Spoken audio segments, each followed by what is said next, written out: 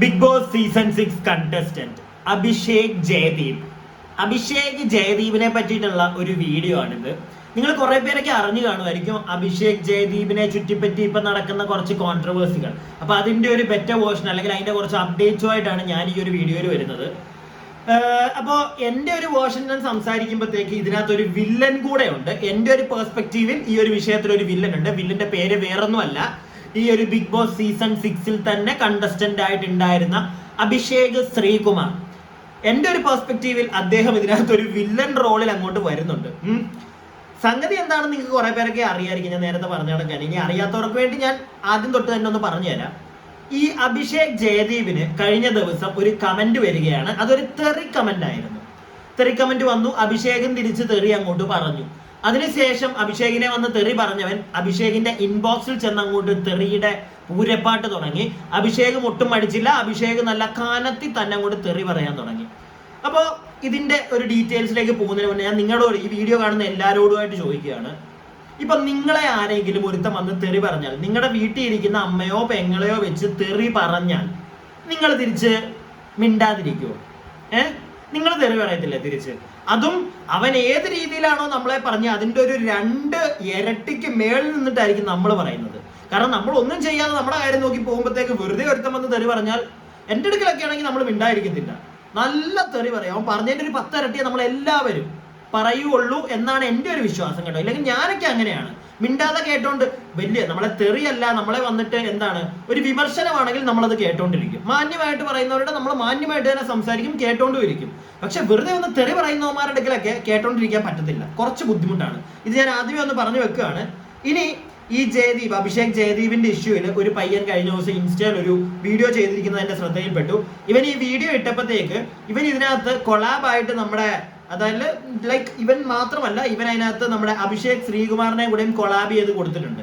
So ആ ഒരു video നിങ്ങളൊന്ന് കാണുക, എന്നിട്ട് നമുക്ക് ബാക്കി സംസാരിക്കാം.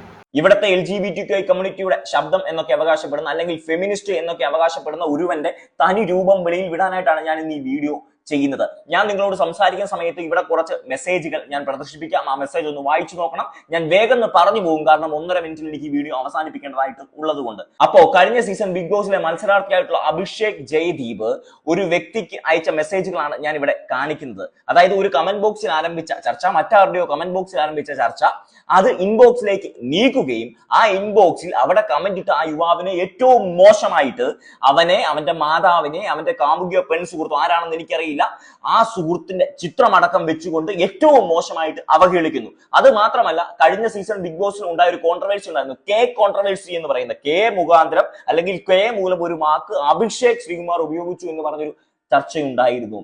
അപ്പോ ആ വാക്ക് പച്ചയ്ക്ക്, ഇവരെ വിളിച്ചാൽ ഇവർക്ക് സഹിക്കാത്ത ആ വാക്ക് പച്ചയ്ക്ക് ആ യുവാവിനെ വിളിച്ചിരിക്കുകയാണ് ഈ അഭിഷേക് ജയദീപ് എന്ന് പറയുന്നത്.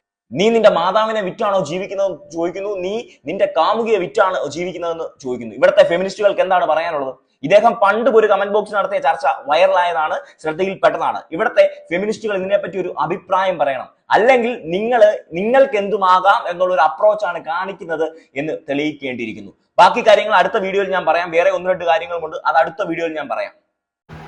അപ്പോ ഇൻസ്റ്റയിൽ ഈ വീഡിയോ ഇട്ട ഈ ഒരു മോനോടാണ്, മോനെ എടാ, എനിക്ക് നീ പറഞ്ഞതിനോട് ഞാൻ യോജിക്കുന്നു, അഭിഷേക് ചെയ്തത് ശരിയാണെന്ന് ഞാൻ പറയുന്നില്ല. ഒരാളെ നമ്മൾ തെറി പറയുന്ന അത്ര നല്ലൊരു കാര്യമല്ല. പ്രത്യേകിച്ച് നമ്മളെ ഒരുത്തൻ തെറി പറയുമ്പോഴത്തേക്ക് അവന്റെ അമ്മയും പെങ്ങളെയും അല്ലെങ്കിൽ അവന്റെ കാമുകി ആരാന്ന് വെച്ച് കഴിഞ്ഞാൽ അവരെ എടുത്ത് വെച്ചിട്ട് തെറി പറയുന്നതിനോട് ഞാൻ യോജിക്കുന്നില്ല.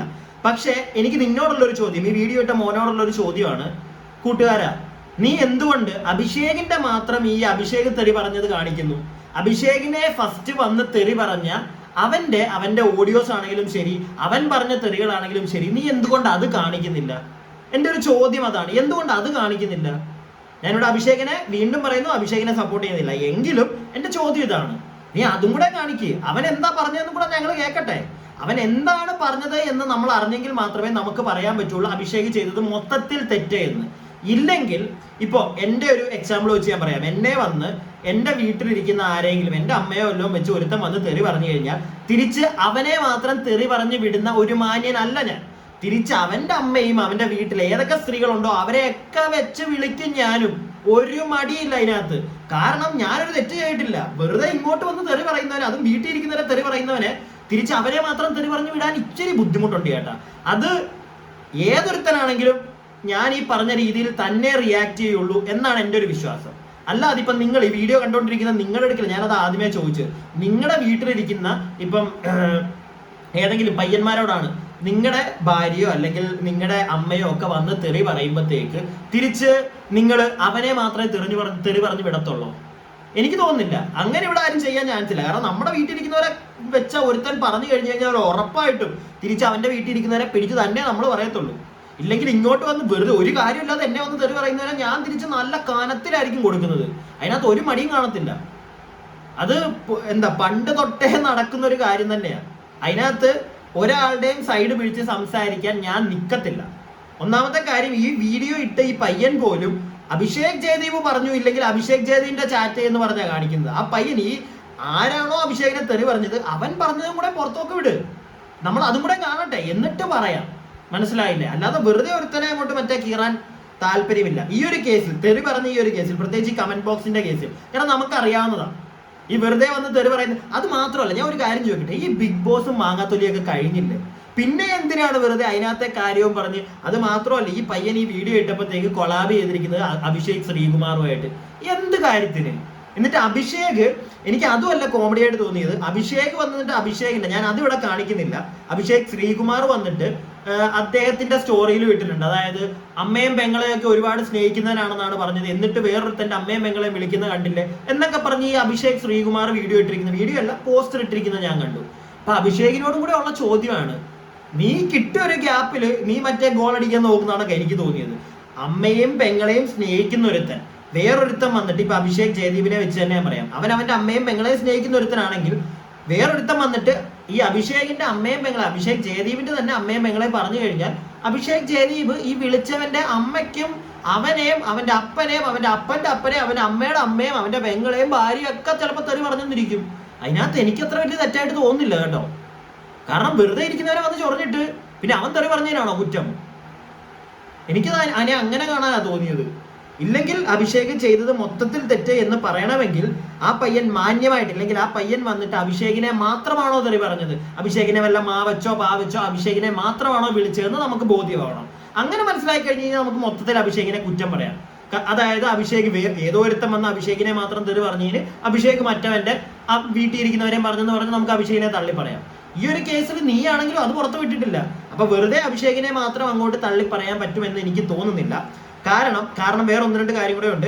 ഈ ഒരു വീഡിയോയുടെ അടിയിൽ അഭിഷേക് ഒന്ന് രണ്ട് കമന്റ് ഇട്ടിട്ടുണ്ട്, അഭിഷേക് ജയദീപ്. അത് ഞാൻ നിങ്ങൾക്ക് ഇവിടെ ഒന്ന് കാണിച്ചു തരാം. അയ്യോ, വെറുതെ ഇരുന്ന എന്നെ ഇങ്ങോട്ട് വന്ന് തെറി വിളിച്ച് പച്ചയ്ക്ക് എന്നിട്ട് തിരിച്ച് നല്ല പോലെ കിട്ടിയപ്പോൾ അതിന്റെ സ്ക്രീൻഷോട്ട് പൊക്കി ഇറങ്ങിയിരിക്കുന്നു. ഇങ്ങോട്ട് പറഞ്ഞപ്പോൾ നല്ല പോലെ അങ്ങോട്ട് കിട്ടും അറിയൂലേ? അറിയാലോ എഴുതിയപ്പോ തെറ്റിയാന്ന് തോന്നുവൻ.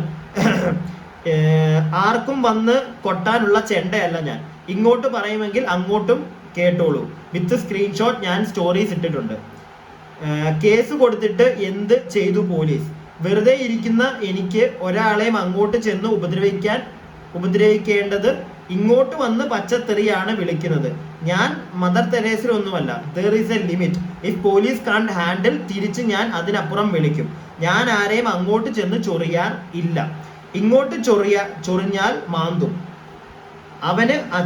അവന് അയച്ച പച്ചത്തെറി ഓഡിയോസ് ആൻഡ് മെസ്സേജ് എന്താ കാണിക്കാത്തത്? അവൻ അയച്ച പച്ചത്തെറി ആൻഡ് ഓഡിയോസ് എന്താ മെസ്സേജ് എന്താ കാണിക്കാത്തത്? ഞാൻ പറഞ്ഞത് മാത്രം എന്തേ ന്യൂസ് ആക്കുന്നു? എന്റെ ചോദ്യം അതാണ്. ഒരു നാണയത്തിന് രണ്ട് വശമുണ്ടല്ലോ. ആ പയ്യൻ പറഞ്ഞതും കൂടെ ഒന്ന് പുറത്തേക്ക് വിട്ടാൽ കൊള്ളായിരുന്നു. പിന്നെ വേറൊരെണ്ണം, ഇടുമ്പോൾ അങ്ങോട്ട് പറഞ്ഞത് മാത്രമല്ല സുഹൃത്തെ, ഇങ്ങോട്ട് അമ്മേനെയും വീട്ടുകാരെയും വിളിച്ച ഓഡിയോസ് കൂടെ ഇടാനുള്ള മാന്യത കാണിക്കുക. കാര്യം മനസ്സിലായല്ലോ? അഭിഷേകിന്റെ വീട്ടുകാരെയും പറഞ്ഞു കാണും. അപ്പൊ അവൻ തിരിച്ചു പറഞ്ഞപ്പോഴത്തേക്ക് അതെല്ലാം കൂടെ പൊക്കിയെടുത്ത് ഇവിടെ വീഡിയോ ആക്കുന്നു. എനിക്ക് അത് തന്നെയാണ് ഈ ഒരു കേസിൽ തോന്നിയത് കേട്ടോ. ഇനിയും ആദ്യമേ അഭിഷേക് ഒരു സ്റ്റോറി ഇട്ടിട്ടുണ്ട്. അതിനകത്ത് ഫസ്റ്റ് ഈ ഒരു തെറി പറഞ്ഞ പയ്യൻ വന്നിട്ടിരിക്കുന്ന ആദ്യത്തെ കമന്റ് ആണെന്ന് തോന്നുന്നു. അതായത് മൈ എന്ന് പറഞ്ഞിട്ടുള്ളൊരു സാധനം നിങ്ങൾ കാണുന്നുണ്ടല്ലോ, ഞാനത് പറയുന്നില്ല. സോ ഇങ്ങനെ വെറുതെ ഇരിക്കുന്നവന്റെ ഒരുത്തന്റെ കമന്റ് ബോക്സിൽ പ്രത്യേകിച്ച് ഇങ്ങനെ ഒരു കമന്റ് ഇട്ടത് എന്തിനാണ് വെറുതെ ചെന്ന് ഇങ്ങനത്തെ കമന്റുകൾ ഇടുന്നത്?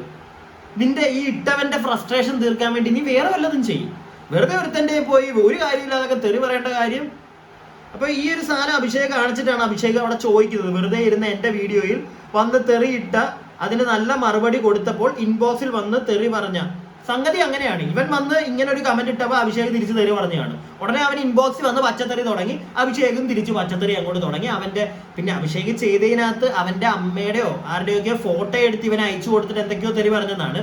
ഞാൻ പറഞ്ഞല്ലോ, അതിനോട് ഞാൻ ഒരു പരിധിയിൽ കൂടുതൽ ഫോട്ടോ ഒക്കെ എടുത്ത് വെച്ചിട്ട് തെറി പറഞ്ഞതിനോട് നമ്മൾ യോജിക്കുന്നില്ല. പക്ഷേ ആ പയ്യന്റെ വീട്ടുകാരെ തെറി പറഞ്ഞ അല്ലെങ്കിൽ അവന്റെ അമ്മയെ തെറി പറഞ്ഞതിനകത്ത് ഒരു പരിധിക്കുള്ള തെറ്റ് പറയാൻ പറ്റത്തില്ല. കാരണം ആ പയ്യനും ചിലപ്പോൾ ഇവന്റെ അമ്മയൊക്കെ പറഞ്ഞു കാണും. അപ്പൊ ഇവരെന്താ മിണ്ടാതെ അവന്റെ അമ്മയൊന്നും പറയാതെ ഇവനെ മാത്രം പറഞ്ഞുകൊണ്ടിരിക്കണോ? അതാണ് എന്റെ ചോദ്യം. അതിനകത്ത് ഞാൻ ഒരിക്കലും യോജിക്കുന്നില്ല. പക്ഷേ ഫോട്ടോ എടുത്ത് വെച്ച് തെറി പറഞ്ഞു എന്നുള്ളൊരു കാര്യം കേട്ടു.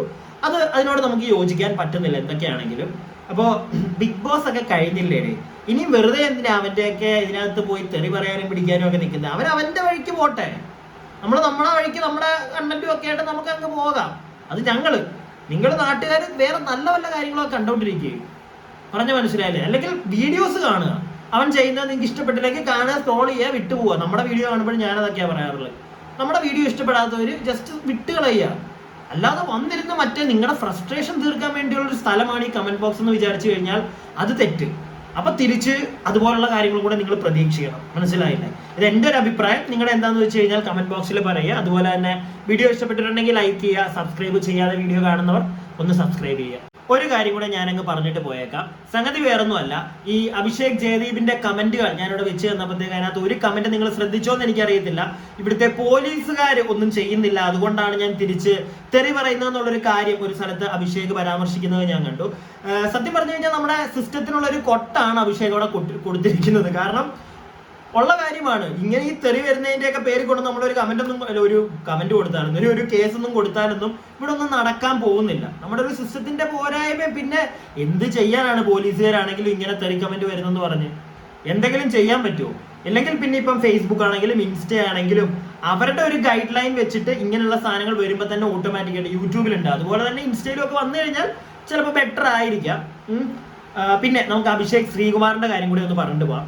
എന്തിനാണ് ഈ ഒരു പയ്യൻ അഭിഷേക് ശ്രീകുമാറിനെയൊക്കെ ഈ ഒരു കൊളാബ് ചെയ്ത് വെറുതെ ആ ഒരു വ്യക്തിയുടെ ഒരു പെർസ്പെക്റ്റീവും കൂടെ വന്ന് ഈ ഒരു വിഷയത്തിലൊക്കെ പറയണം? അതിന്റെ ഒന്നും ആവശ്യമുണ്ടോ?